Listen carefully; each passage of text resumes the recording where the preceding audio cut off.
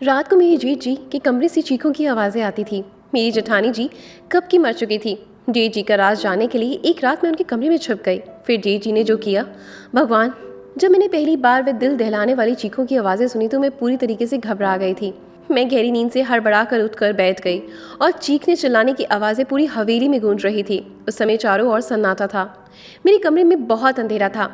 मैंने हाथ से टटोलते हुए साइड टेबल लैंप को जलाया। मैंने घड़ी की तरफ देखा तो रात के 1 बज रहे थे और चीख पुकार की आवाज़ें गूंज रही थी। मैं हैरान थी कि मेरे बगल में लेटे मेरे पति पंकज अभी भी गहरी नींद में सोए हुए थे। इतने शोर में उन्हें नींद कैसे आ सकती थी। कल ही तो मैं पंकज की दुल्हन बनकर इस घर में आई थी। मेरी शादी बड़ी धूमधाम से पंकज से हुई थी। मैं बहुत अमीर खानदान की बहू बनी थी। मैं भी एक अमीर खानदान से थी। मेरे सास ससुर कब के मर चुके थे। जेठ जी बहुत देख रेख वाले इंसान थे। मैं उनके व्यवहार को अच्छे तरीके से जानती थी। मेरी पंकज से लव मैरिज की शादी थी। हमने एक दूसरे को शादी के लिए पसंद किया था और वहीं से हमारी फोन पर बातें होना शुरू हो गई थी। हम दोनों ही अमीर खानदान से थे, इसीलिए किसी को भी इस रिश्ते पर एतराज नहीं हुआ। मेरी शादी की पहली रात थी और उसी रात मैंने चीखें सुनी थी। एक लड़की की चीखों की आवाज़ें थी, जैसे वे अपनी मदद के लिए किसी को पुकार रही हो। पहले तो मैंने सोचा कि कमरे से बाहर जाकर देखूं कि आवाज़ें किसकी हैं, कौन है जो इस वक्त इस तरीके से तेज़ आवाज़ से चिल्ला रहा है। लेकिन मैं एक दिन की दुल्हन थी, यूं कैसे मुंह उठाकर कमरे से बाहर निकल सकती थी। आधा घंटा ये आवाज़ें गूंजती रही। उसके बाद शांति छा गई। मुझे पंकज की नींद देखकर हैरत हो रही थी। वह इतने शोर में कैसे सो सकता था। लेकिन कुछ देर बाद आवाज़ आनी ऐसे बंद हो गई जैसे कभी शोर हुआ ही ना हो। मैं दोबारा से लेट गई और अब मेरी आंखों से नींद कोसों दूर जा चुकी थी। मेरा दिमाग बार बार उस चिल्लाने वाली लड़की की तरफ जा रहा था। कौन थी वे और वे ऐसे क्यों चिल्ला रही थी और उसकी आवाज़ पर सब लोग क्यों खामोश थे, वरना एक हलचल सी मच जानी चाहिए थी। फिर मुझे कुछ डर सा महसूस होने लगा, क्योंकि जहाँ ये हवेली बनी हुई थी वहाँ आसपास केवल जंगल था। गांव तो 3-4 मील किलोमीटर दूर पर था। मैं कुछ दिनों के लिए गांव आई थी क्योंकि मुझे रहना शहर में ही था। शादी से पहले मेरी बात ये तय हो गई थी और शहर में ही इन लोगों का बंगला बहुत खूबसूरत बना हुआ था और हवेली तो इतनी बड़ी थी कि ना जाने कितने कमरे बने हुए थे। यहाँ का बगीचा बहुत बड़ा बना हुआ था। मुझे तो इस हवेली में घुसते ही किसी महल जैसा लगने लगा था। मैंने बस थोड़ी सी नज़र डाली थी, लेकिन जहाँ की अमीरी देखकर मेरी आंखें चुंधिया सी गई थी। मेरा कमरा फूलों और कैंडल से सजाया गया था। मैं खुद पर जितना भी गुरूर करती उतना ही कम था। हम दोनों को देखकर सब दिया बाती की जोड़ी कहते थे। मगर आज की रात जो कुछ मैंने सुना, मेरे दिमाग ने काम करना बंद कर दिया था और ना जाने कब सोचते सोचते मैं फिर से नींद की वादियों में खो चुकी थी। सुबह पंकज की प्यारी सी मुस्कान लिए मुझे जगा रहा था। कहने लगा, उठ जाइए मैडम जी, ये दिल्ली नहीं है जो आराम से चादर तान कर सोई रहोगी। मैंने धीरे धीरे आंखें खोली तो वह उठ चुका था। पंकज बिस्तर से उठकर अपने कपड़े निकाल रहा था। मुझे कहने लगा कि तुम्हारा सामान ड्रेसिंग रूम में पड़ा है, वही पहनना है। ऐसा कहकर वो मुझसे वॉशरूम में चला गया और मैं बेड से उठकर बैठ गई। पहले तो मुझे ऐसा लगा कि रात वाली बात शायद मेरा कोई वहम था। मैं वही बात सोचते सोचते ड्रेसिंग रूम में चली गई, जो मेरे ही कमरे में बना हुआ था। इतना भारी भरकम जोड़ा देखकर मेरी आंखें फटी रह गई। मैंने फ्रेश होने के बाद बहुत ही मुश्किल से उन कपड़ों को पहना। पंकज कमरे से जा चुका था तो कुछ लड़कियां मुझसे पूछकर मेरे कमरे में आई और मुझे जेवरात पहनाने लगी, तैयार करने लगी। जब मैं सज धज कर बाहर आई तो मेरे जेठ जी सामने कुर्सी पर बैठे थे। उन्होंने मुझे देखा और मुस्कुराने लगे। फिर मेरे पास आई और मुझ पर हजारों के नोट की बारिश कर दी। मेरा स्वागत किया। फिर मुझे बाहर ले गई, जहाँ गांव की औरतें मुझे देखने के लिए मेरा इंतज़ार कर रही थी। गर्मी और धूप में ना जाने कब से वे मेरी एक झलक देखने के लिए बैठी हुई थी। मेरे जेठ जी कहने लगे, ये हमारे घर की नई मालकिन है, पंकज की बीवी। सभी औरतें मुझे नमस्ते करने लगी। मैं थोड़ी देर से ज़्यादा वहाँ रुक नहीं पाई थी। तेज़ धूप ने मेरी हालत ख़राब कर दी थी। जल्दी जल्दी मैं अंदर आई और अपने कमरे में AC ऑन कर बैठ गई। पूरा दिन लगातार लोगों का आना जाना लगा रहा। पंकज से मेरी मुलाकात बस रात को हुई थी, वरना वे पूरा दिन मर्दों के साथ ही रहे थे। गांव के कुछ और ही रस्म रिवाज होते हैं। पति पत्नी आपस में कम वक्त और दूसरों के साथ ज़्यादा वक्त गुजारते हैं। यही मेरे साथ भी हुआ। रात तक मैं थकान से चूर हो चुकी थी, इसलिए लेटते ही मुझे नींद आ गई और पंकज मुझे कहने लगा कि गांव के माहौल से तुम परेशान हो गई हो। वह मुझे प्यार से देखने लगा। फिर मैंने आंखें खोली और थोड़ा सा मुस्कुरा दी। मैंने कहा, पंकज बस जल्दी से दिल्ली वापस जाने का सोचो, मुझे ऐसे माहौल की आदत नहीं।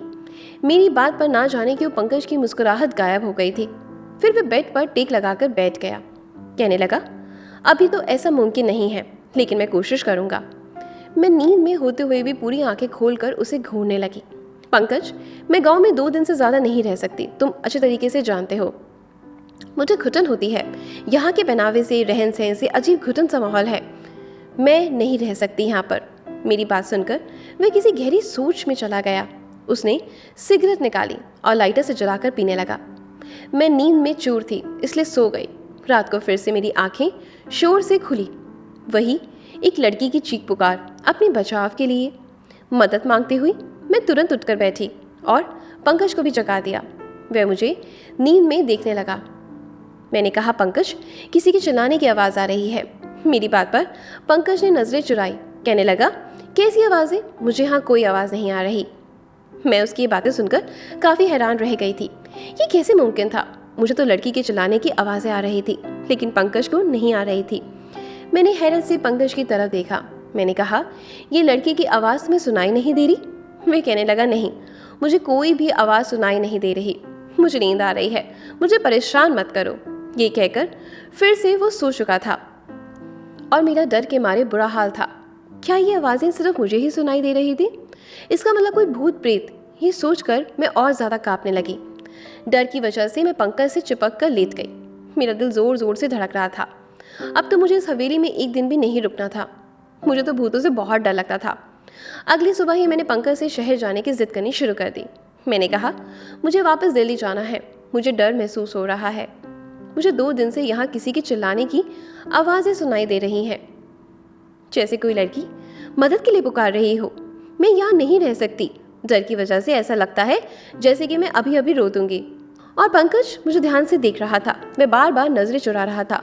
वह मुझे कहने लगा, बरसों से इस हवेली में ऐसे ही साए हैं। किसी किसी को ऐसी आवाज़ें सुनाई देती है जैसे तुम्हें दे रही है, लेकिन उन साए ने कभी भी किसी को नुकसान नहीं पहुंचाया। वरना क्या मेरी भाभियाँ यहाँ रह सकती थी? मुझे पंकज की किसी भी बात से चैन नहीं मिल रहा था। मुझे बस दिल्ली जाने का इंतज़ार था। सुबह नाश्ते के वक्त मेरे जेठ जी ने पंकज से पूछा था कि तुम दिल्ली वापस कब जा रहे हो।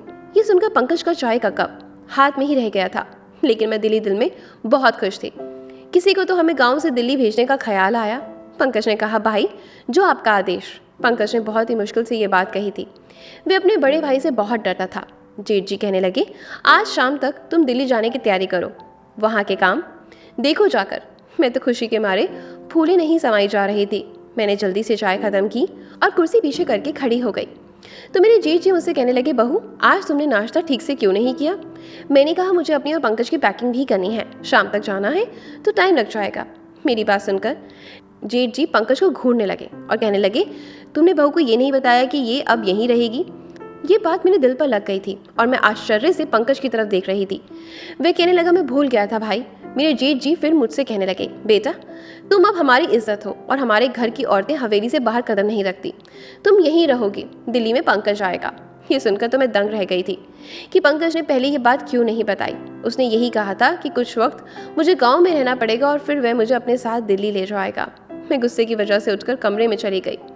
मुझे झूठ बोला गया था। कुछ देर बाद ही पंकज कमरे में आया और मैं रोने लगी। मैंने कहा, मुझे इस भूत बंगले में नहीं रहना।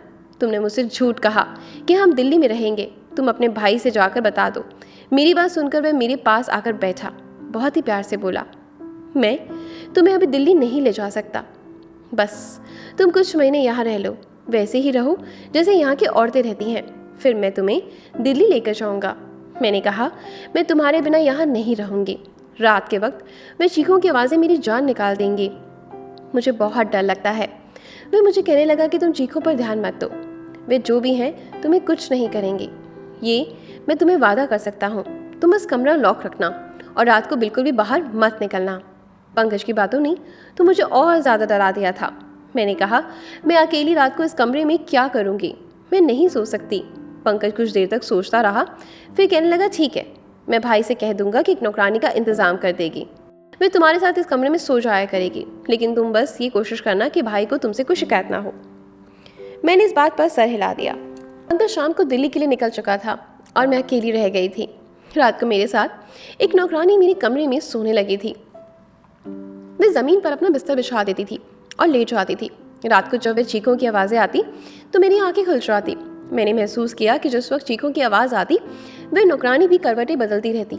मुझे ये शक होने लगा कि शायद वह भी उन आवाज़ों को सुन सकती है। कई बार मैंने उस नौकरानी से चीखों के बारे में पूछा तो उसके चेहरे का रंग उड़ जाता और वह डर जाती। फिर ना मैं सर हिलाने लगती और कहने लगती, मैंने ऐसी कोई आवाज़ें नहीं सुनी।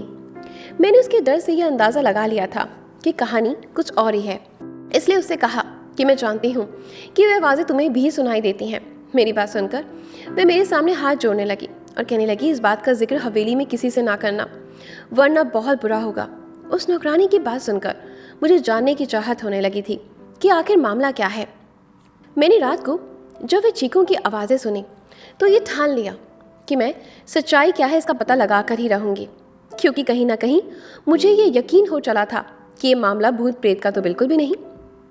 रात को चिल्लाने की आवाज़ें सुनकर मैं उठकर खड़ी हो गई और दबे पांव अपने कमरे के दरवाजे के पास आई और धीरे से दरवाज़ा खोला। मुझे वह आवाज़ ऊपर की मंजिल से आ रही थी। धीरे से चलती हुई ऊपर चढ़ गई। वैसे वहाँ से आवाज़ें मुझे और भी नज़दीक से सुनाई देने लगी। जब मैं उन आवाज़ों का पीछा करते हुए आगे बढ़ी तो सामने कमरे को देखकर मेरे होश उड़ गए। वह तो मेरी जेठ जी का कमरा था जहाँ से लड़की की चीखों की आवाज़ें आ रही थी। मेरे चेहरे का रंग उड़ चुका था। मैं वापस नीचे आ गई और अपने कमरे में आकर अपनी बढ़ते दिल की धड़कनों पर काबू पाने लगी। राजीव यानी मेरे जेठ जी के कमरे से आ रही थी। आवाज़ सुनकर मैं सोच भी नहीं सकती थी कि वे ऐसे भी हो सकते हैं। उनकी बीवी भी जिंदा नहीं थी, ना ही उन्होंने दूसरी शादी की थी। दुनिया के सामने वे कितने बड़े थे। फिर वे आवाज़ें, मैं खुद से बात करने लगी। मेरे दिल में उनकी बहुत इज्जत थी। मैं उनके बारे में इस तरह से सोच भी नहीं सकती थी। मेरी आंखों से आंसू बहने लगे। मैं अपने बेड पर बैठकर रोने लगी। मेरे जेठ और औरतों के साथ, अरे नहीं नहीं, ऐसा कैसे हो सकता है? गाँव वाले तो उनकी बहुत इज्जत करते हैं। फिर ये सब क्या था? ये उनका कौन सा रूप था जो आज मैंने अपनी आंखों से देखा था? मैं पूरी रात जागते हुए काटी थी, क्योंकि मैं उनके बारे में ऐसा सोच भी नहीं सकती थी। सुबह नाश्ते पर वे उसी तरह बैठे थे, मेरी आंखें देखकर चाय पीते हुए कहने लगे। पंकज ने फ़ोन पर बात नहीं की मेरी बहू से, तभी रो रो के आंखें सुझा ली थी। उनकी बातों पर मैंने कोई जवाब नहीं दिया और फिर वे खुद ही मुस्कुराने लगे और फिर बोले, पंकज वहाँ बहुत बिजी है, शायद इसलिए फ़ोन नहीं आया होगा। मैंने उनकी बात का कोई जवाब नहीं दिया। आज तो उनकी शक्ल देखने का दिल भी नहीं कर रहा था। कैसा दोगला इंसान था। दिन में नेक और रहम दिल बना रहता था और रात को ये सोचकर ही मेरा शरीर कांपने लगा था। मैं सोच चुकी थी कि अब उनका पर्दाफाश करके रहूंगी, लेकिन मैं नहीं जानती थी कि मैं अपने लिए कितनी बड़ी मुसीबत खड़ी करने जा रही हूँ। जब मैंने दोबारा वही आवाज़ें सुनी तो मैं फिर उसी कमरे के बाहर चली गई। कमरे के हॉल में देखने लगी तो एक 15 साल की लड़की थी। गांव की लग रही थी। उसके चेहरे से उसका दर्द साफ साफ पता लग रहा था। वह हाथ जोड़े अपनी इज्जत की भीख मांग रही थी, चीख रही थी, चिल्ला रही थी। लेकिन मेरे जेठ जी बड़े बेदर्दी से उसका दुपट्टा उतार कर फेंक दिया। मैं उससे ज़्यादा देख नहीं सकती थी। मैं वापस पलट आई। कैसे भी करके मैंने वह रात काटी और सुबह होते ही मैंने पंकज को फ़ोन किया। मैंने कहा, तुमने मुझे इतना बड़ा झूठ बोला। तुमने कहा हवेली में आत्माएं हैं, जबकि ऐसा कुछ भी नहीं। वो आवाज़ें गांव की मायूस लड़कियों की हैं जो तुम्हारे पिता जैसे भाई की हवस का निशाना बनती हैं। मेरे मुंह में जो जो आ रहा था मैं सब पंकज से कह दिया। मेरी बात सुनकर वह गुस्से में आ गया और कहने लगा कि अपनी ज़ुबान को बंद रखना, जैसे हवेली के सभी लोग रखते हैं, वरना तुम्हें राजीव की ताकत का अंदाज़ा नहीं, जान से मार डालेंगे वो तुम्हें। मैं पंकज की बात सुनकर जितना हैरान हुई उतना कम था। मतलब वह अपने भाई के बारे में ये सब पहले से ही जानता था। वह भी मिला हुआ था इन सब में। मैंने फ़ोन बंद कर दिया। बुराई होता देखकर मैं ऐसे चुप नहीं रह सकती थी। मुझे बस एक सबूत चाहिए था, क्योंकि यहाँ ऐसा कोई नहीं था जो राजीव के खिलाफ एक लफ्ज़ भी बोलता। इसलिए मैंने रात होने से पहले ही बीमारी का बहाना बनाया और अपना कमरा लॉक करके अपने कमरे में बंद हो गई। मैं जानती थी कि राजीव कब ऊपर जाता है, इसलिए मैं अपनी पिछली खिड़की से बाहर निकली और पाइपलाइन के सहारे ऊपर की तरफ पहुंच गई। राजीव के कमरे बाहर की खिड़की उस वक्त खुली हुई थी। मैं उस खिड़की के जरिए उस कमरे में पहुंच गई और उस कमरे को किसी दूल्हे के कमरे की तरह सजाया हुआ था। मैं उसी खिड़की के पास एक कोने में छिप गई। रात 1 बजे राजीव उस कमरे में आया और सामने सोफे पर बैठ गया। कुछ देर बाद उसका नौकर शराब की बोतल लेकर आया और उसके सामने टेबल पर रख दी। मैंने अपने मोबाइल का कैमरा ऑन कर लिया। कुछ देर बाद 14 साल की मासूम सी लड़की उस कमरे में आई। वह चिल्ला रही थी, बार बार यही कह रही थी कि उसे घर वालों के पास जाना है। वे नौकर उस लड़की को कमरे के अंदर धकेल कर कमरा बंद करके चले गए। राजीव एकदम आराम से सोफे पर बैठा था।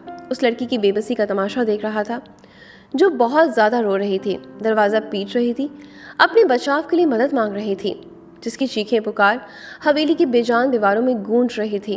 वहाँ के लोग इस जुर्म पर बिल्कुल ही खामोश थे।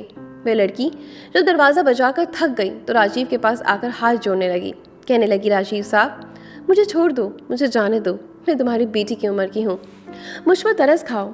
उसकी बात सुनकर मेरा जेठ गुस्से से उठा और उसके बाल पकड़कर कहर भरी नजरों से देखते हुए बोला, किसी नीच जात की लड़की, तेरी इतनी हिम्मत कि तू मेरे सामने जुबान चलाए। तुझे मैं बता देता हूँ कि मेरे सामने जुबान चलाने वालों का मैं क्या अंजाम करता हूँ।